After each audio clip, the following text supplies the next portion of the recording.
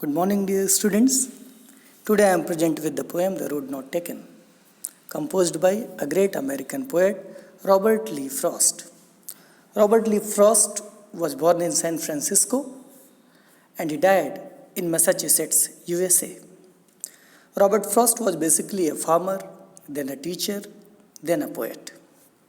Frost's poetic career got an approach in England and later on he became famous in America. Robert Frost was also awarded Pulitzer Prize for his contribution to English literature.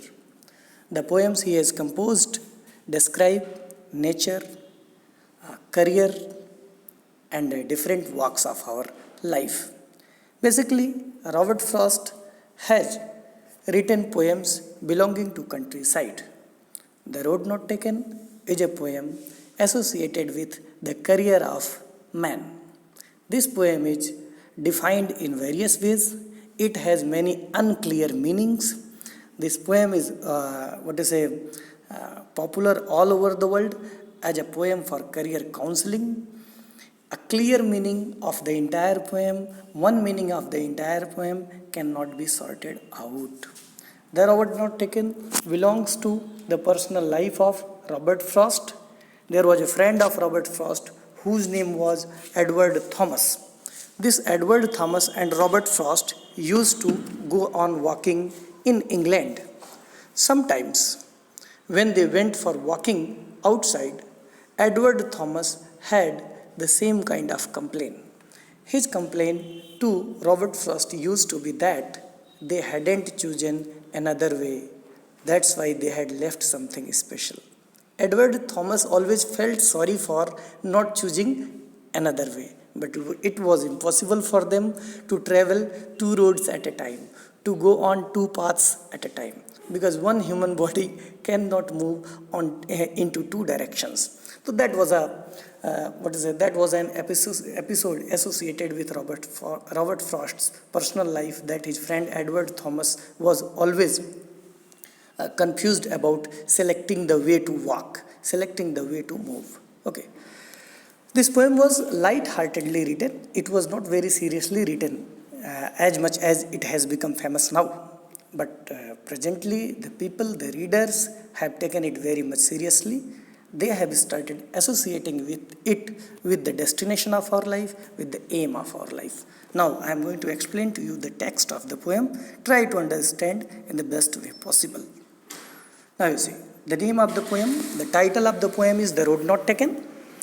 And I am going to read it line by line for you all. Two roads diverged in a yellow wood, and sorry I could not travel both. And be one traveller, long I stood, and looked down one as far as I could, to where it bent in the undergrowth, then took the other just as fair, and having perhaps the better claim, because it was grassy and wanted wear, though as for that the passing there.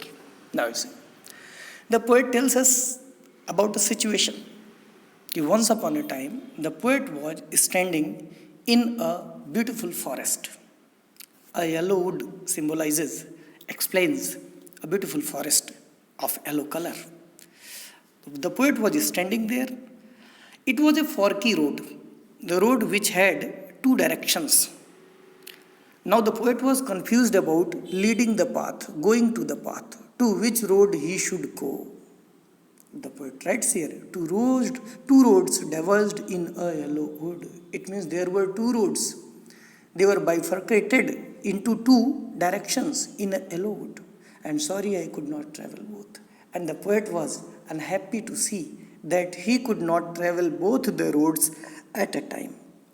And be one traveller, long I stood.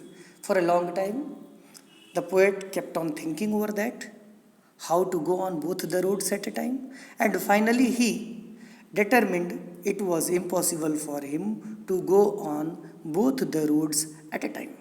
So that's why the poet became one traveler. One traveler means the poet started walking on one road and looked down one as far as I could. Before walking on that road, he kept on looking with full concentration on that road as long as he could, to where it bent in the undergrowth. Now the poet was also looking where was the end of the road. Where was the road going into the undergrowth of the forest? It means in the forest, when you look at a road, the road looks like ending at some place. Now the poet was searching for that ending point, where this road was leading inside the forest. Then took the fair just as fair, then took the other just as fair, and having perhaps the better claim. The poet became one traveler, he could not travel both the roads.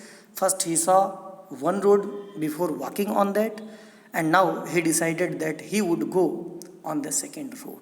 He took the other road. It was also equally fair, it was also equally beautiful. And having perhaps the better claim, the poet also meditated. He also made a decision that perhaps this road was having a better claim. It means this road was superior.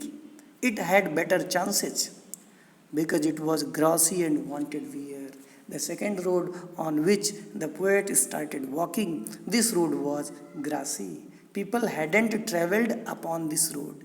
Their feet hadn't tramped the grass which was grown above the road. Though as for that the passing there had warned them really about the same. By the way, the poet tells us here, though as far as it's the matter of passing there, if he passes or anybody passes, the road had become the same. The road could have become the same.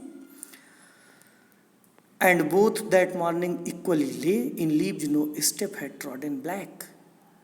It was morning time, and in the morning time, when trees shed their old leaves, their dark leaves, dried leaves, so because of the leaves over the roads, both the roads in the morning time look equal. They don't have any kind of difference.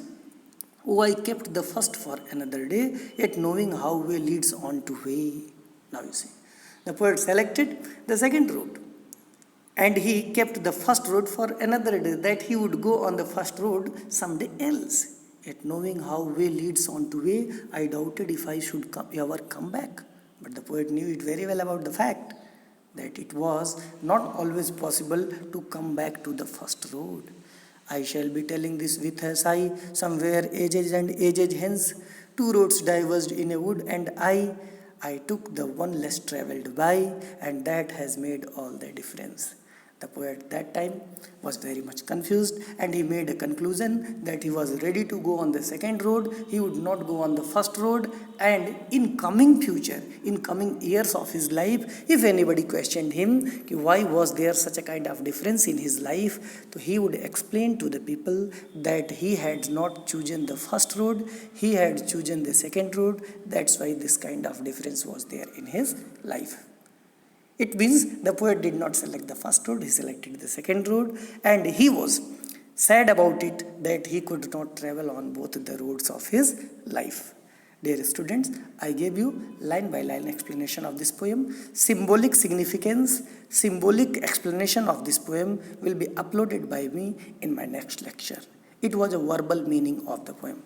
Thank you very much. Try to understand it better. If you have any kind of question, you can send me your questions on my WhatsApp number.